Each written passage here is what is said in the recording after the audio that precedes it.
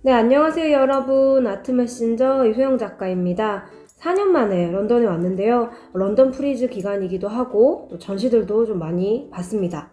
이번 여행에서는 1일차, 2일차 이런 식으로 좀 브이로그처럼 하루 일정을 정리해 볼까 하는데요. 그게 좀 잘 될지는 모르겠어요. 이곳은 여러분들도 알다시피 바로 테이트 모던의 터비놀입니다. 미술을 좋아하는 분들은 이 터비놀에서 매번 어떤 전시가 열리는지 좀 기대를 하는데요. 저도 마찬가지입니다. 이번 작가는 바로 엘 아나추이입니다. 세 개의 작품으로 연출된 엘 아나추이의 작품이 터비놀을 꽉 채우고 있습니다. 작품 더 레드문은 월식 때 나타나는 붉은 달의 윤곽을 표현한 것으로 대서양을 건너는 여정의 시작을 뜻합니다. 수천 개의 음료수 뚜껑과 금속 조각은 용도가 변경되어 구겨지고 뭉개져 부드러운 형상으로 세상을 감싸러 온 양탄자 같기도 하고 폭포 같기도 하고요. 저는 허물을 벗은 뱀의 껍질처럼 보이기도 했습니다. 가까이서 보면 하나하나 구리선으로 손수 연결되어 있어 공이 아주 많이 들어간 제작 과정을 상상하게 하는데요. 너무 거대한데 한없이 작은 유닛들이라 또 픽셀처럼 느껴지기도 하고 유연한 흐름이 느껴져서 수공예적 온기까지 전해졌습니다. 공중에 매달린 작품들은 달, 돛, 지구 등을 상징하고 가까이서 보면 병뚜껑의 수많은 노고로 인해 상품들이 지닌 사회적 물질적 삶을 의미하며 대서양을 횡단하는 노예 무역의 식민지 무역로를 기반으로 자원이나 제품이 어떻게 이동하며 사회적 지도를 만들어 나갔는지 생각하게 합니다. 저는 이 작품을 첫날 봤을 때는 사실 흐트러진 세계 지도라고 생각을 했어요. 약간 그런 느낌? 근데 떠나기 전날 다시 봤더니 어떠한 각도에서는 완전히 구의 형태를 이루고 있는 거예요. 즉 어떻게 보면 좀 달의 형상인데요. 전 이 작품이 그래서 좀 자세히 볼수록 재미있었습니다.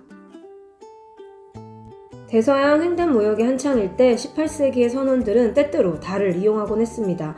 달은 그들의 여행을 안내하기 위한 조명 같은 존재였다고 해요. 저는 처음 도착한 날 이 터비놀의 작품을 봤을 때는 작년 같은 경우 혹은 그 예전에 올라프 엘리아슨이나 애니카이 같은 작가들의 작품이 워낙 압도적이어서 이번 작품은 조금 그 정도까지는 감동적이지 않네 했는데 마지막 날 이제 파리로 오기 전에 다시 작품을 보고서는 생각보다 너무 새로운 점들이 많이 보여서 역시 미술 작품은 한 번이 아니라 좀 여러 번 보면서 다양한 각도로 느껴야 되는구나 라는 생각을 하게 되었어요.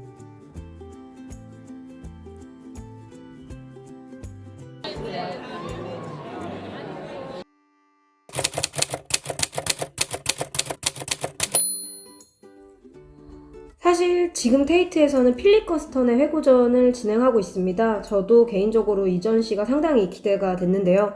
필립 커스턴 하면 떠오르는 대표 작품들은 바로 이런 작품들입니다. 오랜 시간 필립 커스턴의 이 시리즈들을 좋아했는데 이유는 첫 번째는 집에 혼자 있는 것을 너무 좋아하는 저의 자아를 보는 것 같아서고, 두 번째는 사실 이 시리즈가 대부분 핑크 계열의 색상만으로 그려져 있잖아요. 많은 색상을 쓰지 않고도 자신의 내면과 외부의 이야기를 풍부하게 담아서이고요. 마지막으로 이 시리즈가 제가 되게 좋아했던 이유는 구상 회화 안에서 만화나 일러스트적인 요소들을 상당히 위트 있게 담고 있어서입니다. 한번 여러분들도 천천히 감상하면서 작품을 느껴보시길 바랍니다.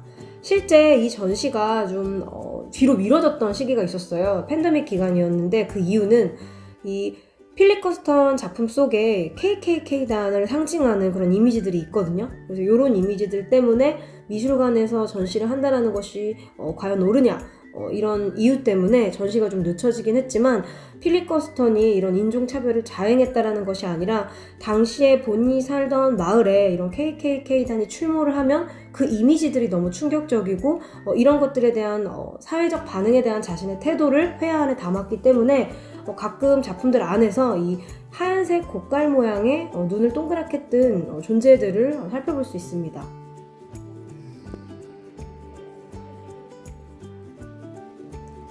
또 반면 마치 바젤리치의 초기작처럼 상당히 크게 그리는 이미지들도 등장을 하는데요. 이 작품은 저 역시도 필립 커스턴의 작품 중에 상당히 좋아하는 작품 중에 하나인데 거대한 거인의 손이 육지에 드로잉을 시작하는 어떤 그런 순간이죠. 어떻게 보면 좀 천지창조 같은 느낌이 있습니다. 신이 세상을 창조했듯이 예술가들도 자신의 세계를 창조하는데요. 그래서 미술을 좋아하면 만나는 세계가 알게 된 작가의 수와 같다라고 저는 늘 생각을 합니다. 제가 이번 전시에서 가장 인상 깊었던 부분들은 필립 커스턴의 초기작이거든요. 근데 사실 필립 커스턴이 잭슨 폴락과 같은 작가들과 친구였기 때문에 원래 추상 작가였다는 건 대부분 많은 사람들이 알고 있지만 추상 작업 이외에도 그의 다양한 회화 시리즈들이 전시에 있었고 그런 것들을 관객들에게 보여줌으로써 이 작가가 종국에는 지금의 필립 커스턴을 대표하는 시리즈가 나올 때까지 어떠한 작업들을 진행을 했는지를 보여줬거든요. 사실은 필립 커스턴의 작품 안에 동시대 현대미술 작가가 진짜 많이 들어있다고 느꼈어요. 어떤 작품들은 마그리트 같기도 하고 또 기리코 같기도 하고 이런 작품들 같은 경우에는 사실 니콜라스 파티 느낌도 상당히 많이 나고 물론 똑같다라고 말할 수는 없지만 화가들의 화가라는 별명을 지닌 만큼 필립 커스턴의 회화 세계 안에는 수많은 동시대 작가들의 표현법이 담겨 있습니다. 이 작업도 상당히 좋았는데 자세히 보니까 이제 앨범 자켓이더라고요. 친했던 뮤지션 몰튼 펠드먼의 음반 자켓을 작업을 한 건데요. 이번 전시에는 이런 자화상이라던가 필립 커스턴이 음악가와는 어떻게 교류했는지 그런 것들을 볼 수 있는 섹션도 있었습니다.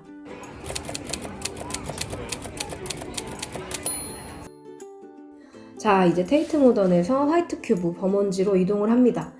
화이트 큐브 범원지는 상당히 큰 갤러리예요. 화이트 큐브는 런던에 2개인데요. 테이트에서 저녁 전시를 보고 바로 화이트 큐브에 줄리 머레투 오프닝이 있어서 왔습니다. 사실 이 화이트 큐브 범원지는 전시 공간 이외에도 프라이빗 룸을 가지고 있어요. 그래서 프라이빗 전시 공간에서는 화이트 큐브의 소속 작가인 다양한 작가들의 작품을 걸어 놓습니다. 이렇게 VIP 오프닝 데이인 날은 다 보여주기 때문에 지금 전시하고 있는 작가가 아니어도 볼 수 있어요. 제가 한 4년 전에 이 화이트 큐브 범원지의 수장고에 들어갈 수 있는 경험이 있었는데 그때 이제 영상이나 사진으로는 찍지 못했지만 수장고가 진짜 어마어마하게 크거든요. 그래서 안젤름 키퍼라던가 데미안 허스트라던가 이런 작가들의 약품이나 모든 작업들이 수장고에 있어서 좀 상당히 놀랬던 기억이 있습니다. 자, 오늘의 주인공은 바로 줄리 머레투. 줄리 머레투는 화이트 큐브를 대표하는 작가로 1970년 에티오피아 아디스바바 출신입니다. 어쩌면 카라 워커와 함께 가장 먼저 유명해진 흑인 여성 작가가 아닐까 싶은데요. 2020년 미국 타임지에서 가장 영향력 있는 백인을 뽑을 때 이제 뽑히기도 했습니다. 줄리 머레투의 추상 작업의 특징은 일단 크기가 상당히 크고요. 그 안에 기후 변화나 전쟁, 집단 이주, 식민 정책 등 사회적 문제를 담는다는 점인데요. 선묘, 물감, 펜, 잉크 등 전부 혼합해 대규모의 추상 작업을 합니다. 이번 개인전에서는 과거 스타일의 카오스가 가득하지만 뭔가 조화로운 그런 페인팅도 있었지만 새로운 시리즈를 볼 수 있었어요. 이 세 시리즈가 좀 트랜스 페인팅이라고 해서 제 개인적으로는 좀 인상 깊었는데요. 이 금속 액자가 있는 시리즈들입니다. 과거의 시리즈와 새로운 시리즈를 함께 볼 수 있는 전시였어요. 근데 이 트랜스 페인팅이라는 게 왜 트랜스 페인팅일까 했더니 저는 이게 금속이라고 생각을 했는데 이제 금속이 아니라 아크릴에 처리를 해서 표면 처리를 해서 사람들이 이 작품을 볼 때 좀 멀리서 보면은 울렁거리고 또 비치고 좀 약간 반투명함을 갖고 있어서 비치는 식으로 작품을 만들었어요. 또 양면으로 되어 있어서 사방을 돌면서 봐야 하는 페인팅이고요. 프레임은 조각가 네리 베그라미안과 협업을 했습니다. 실제 이 조각가의 작품도 있었고요. 반투명한 물질로 만들어지는데 빛이 페인팅들을 통과하도록 합니다. 반짝이는 효과를 만들어내고 사람들이 갤러리를 걸어 다닐 때 그 이미지들이 울렁울렁거리게 보이게 만듭니다. 재밌는 건 이날 전시 오프닝이어서 화이트 큐브의 수장인 제이 조플린과 또 안토니 곰니 같은 작가들도 많이 전시를 보러 왔었습니다. 이번 전시는 화이트 큐브에서 진행하는 줄리 머레투의 5번째 전시인데요.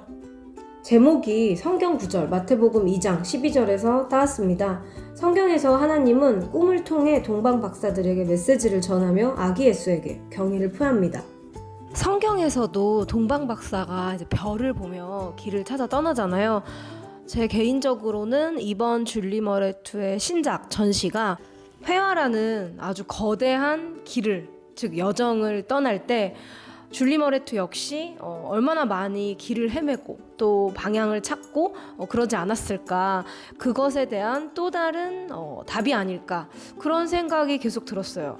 이유는 줄리 머레투 작품이 상당히 혼란스러워 보이고 정말 정신없이 많은 선들로 이루어져 있지만 계속 보다 보면 묘하게 모든 작품들이 다 조화로웠거든요. 어쩌면 혼란 속에서도, 혼돈 속에서도 우리 모두는 각자의 해답을 자기 자신의 내면에 가지고 있지 않을까, 그런 생각을 하면서 이 전시를 계속 보니까 상당히 와닿더라고요. 이날이 제가 오후 6시 정도에 히드로 공항에 도착을 해서 이날은 아예 전시를 못 보겠다라고 생각을 했는데, 테이트에도 갔었고 또 화이트 큐브 범원지에도 가서 이 두 곳에서 세 작가의 전시를 다 봐서, 또 더 나아가서는 그 외에 여러 작가들의 작품도 볼 수 있었잖아요. 어떻게 보면 참 시간을 알차게 쓴 하루였는데요. 2023년 런던 프리즈가 끝나고 전 이미 파리로 넘어왔지만 데이 2는 어땠는지 이런 식으로 정리를 해볼 테니까요. 런던이나 파리 못 가신 분들은 좀 순서대로 감상을 해보시면 좋겠습니다.